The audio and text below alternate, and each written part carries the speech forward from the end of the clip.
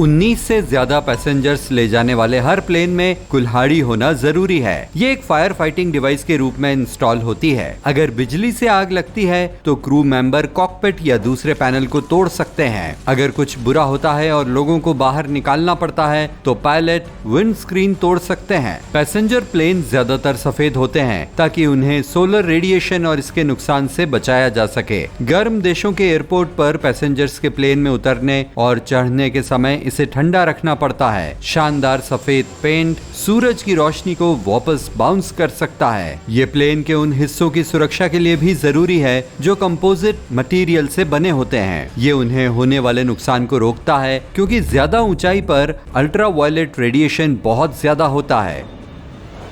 Take off के समय balance बनाए रखने और सेफ रहने के लिए कमर्शियल प्लेन्स की स्पीड कम से कम 250 किलोमीटर प्रति घंटा होना जरूरी है। कुछ छोटे प्लेन ऊंचाई पर 50 किलोमीटर प्रति घंटे की स्पीड से भी उड़ान भर सकते हैं, लेकिन अगर स्पीड इतनी कम हो जाती है तो प्लेन आसानी से डगमगा सकता है और यहाँ तक कि टेक ऑफ होने में असफल भी हो सकता है। सफेद निशान जो प्लेन पीछे छोड़ते हैं, जिन्हें कॉन्ट्रेल्स भी कहा जाता है, पानी की भाप की वजह से बनती है। ये भाप इंजन में ईंधन के जलने से बनती है। जब प्लेन 32,800 फीट की ऊंचाई तक पहुंचता है तो तापमान काफी कम हो जाता है, लगभग -55 डिग्री सेल्सियस। ये वाकई काफी ठंडा होता है और पानी को बर्फ के कणों में बदल देता है।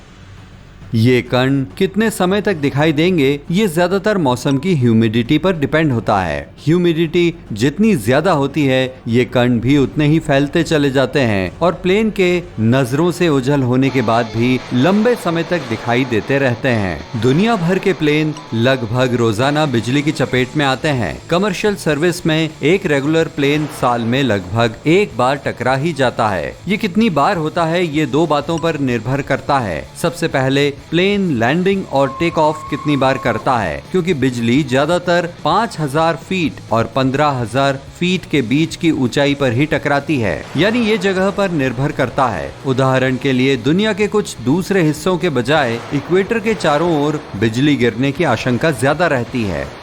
मॉडर्न प्लेन ऐसी स्ट्राइक्स का आसानी से सामना करने के लिए ही डिजाइन किए गए हैं। बिजली के झटके झेलने की पावर की जांच के लिए इन्हें स्पेशल लाइटनिंग टेस्ट से गुजरना पड़ता है। प्लेन ज्यादातर 11 किलोमीटर की ऊंचाई पर उड़ते हैं। इसके कुछ फायदे ये हैं कि यहाँ हवा पतली और स्पीड को कम करने वाला एरोडायनामिक ड्रैग कम होता है, मतलब ईंधन भी कम खर्च होता है। टेम्परेचर भी कम होता है जिससे जेट इंजन की परफॉर्मेंस अच्छी हो जाती है। इस ऊंचाई के वातावरण में रुकावट वाले तत्व भी कम होते हैं।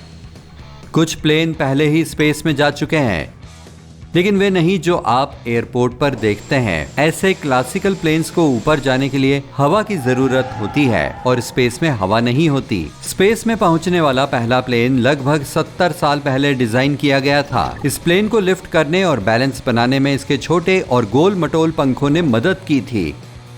इसने साउंड से भी 5 गुना ज्यादा स्पीड से ट्रैवल किया था। हमारे ब्रह्मांड में कम से कम 1 सेक्सटिलियन ग्रह है। ये नंबर कितना बड़ा है इसका अनुमान हम इस बात से लगा सकते हैं कि हमारे ग्रह का वजन भालू जैसे कुछ जानवरों से लगभग 1 सेक्सटिलियन गुना ज्यादा है। इनमें से कोई भी ग्रह क्यूबिक, ट्रायंगुलर या किसी दूसरे आकार का नहीं है, बल्कि ये सभी गोल हैं। शुरू में हर ग्रह सिर्फ धूल और चट्टानों का एक बादल था जो केंद्र के तारे की परिक्रमा करता था। फिर ये धूल और छोटी चट्टानें गुरुत्वाकर्षण के कारण एक दूसरे की ओर खींचने लगी। धीरे धीरे ये एक छोटे ब्लॉब में बदल गई। ब्लॉब ज्यादा से ज्यादा मलबे को अपनी तरफ खींचता रहा और धीरे धीरे इतना बड़ा हो गया कि रास्ते में आने वाली हर चीज को अपनी तरफ खींचने लगा। फिर इसका गुरुत्वाकर्षण बल सभी दिशाओं में बराबर फैल गया। फिर ये ब्लॉब एक गोले में बदल गया। हाँ, पर एकदम गोल भी नहीं। अब हमारे ग्रह को ही ले लो, ये वैसे तो गोल ही है, लेकिन बीच में एक उभार भी है। ऐसा इसलिए क्योंकि धरती घूम रही है। हर बार जब ये अपनी धुरी पर घूमती है तो बीच का हिस्सा ऊपर के हिस्से से आगे चलता है। इक्वेटर का एरिया पोल से ज्यादा तेज घूमता है और किसी चीज को जितनी तेजी से घुमाया जाता है ये उतनी ही तेजी फेंकी भी जाती है।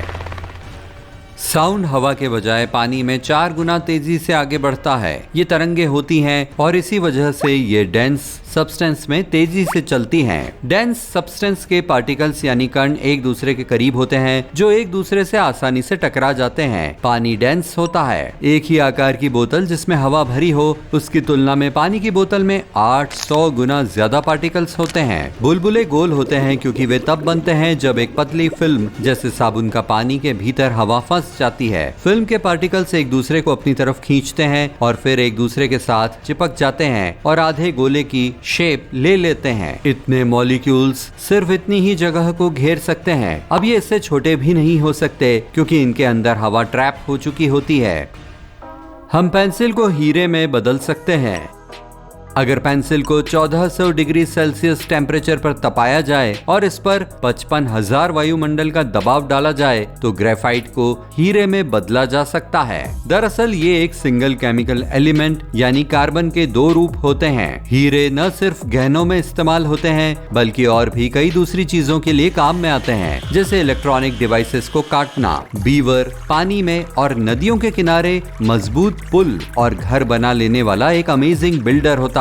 वे ऐसा उन खूंखार जानवरों जैसे भेड़िए और भालू से बचने के लिए करते हैं जो अक्सर उनके पीछे पड़ जाते हैं। हाँ, पर ये पुलों पर रहते नहीं हैं, बल्कि ये तो एक बैरियर होता है जो पानी के गहरे कुंड या तालाब जैसा दिखता है।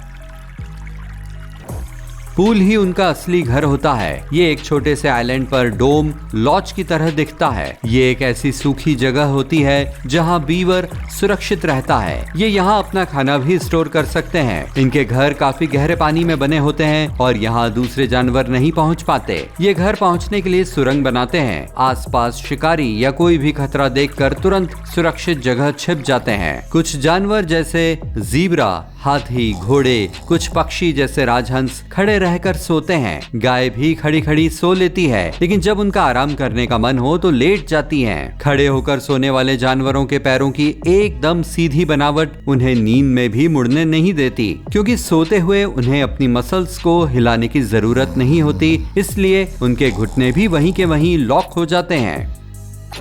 इन जानवरों के लिए खड़े होकर सोना ज्यादा सही है, क्योंकि अगर इन पर कोई खतरा आ जाए तो शायद ये उतनी फुर्ती से उठकर ना भाग पाएं। जब हम खुश न होते हुए भी हंसते हैं या जब घबराहट महसूस करते हैं तो वाकई हम अपनी असली फीलिंग्स को छिपाने की कोशिश करते हैं। मान लो हमसे कोई गलती हो गई और हम अपनी शर्मिंदगी को छिपाने की कोशिश कर रहे हो। ऐसी सिचुएशन में हंसने में हमें थोड़ा रिलैक्स फील होता है, इसलिए थोड़ी टेंशन वाली सिचुएशन में घबराहट में भी हंसना नेगेटिव फीलिंग से बचने में हमारी मदद कर सकता है। पानी की बोतल खरीदते समय हमें इस पर भी एक्सपायरी डेट देखने को मिलती है। ऐसा नहीं है कि बोतल का पानी खराब हो जाएगा, बल्कि इसका मतलब ये होता है कि प्लास्टिक समय के साथ पानी में रिसना शुरू हो जाता है, जिससे पानी पीने लायक नहीं रह जाता और हमारी सेहत को नुकसान पहुंचा सकता है।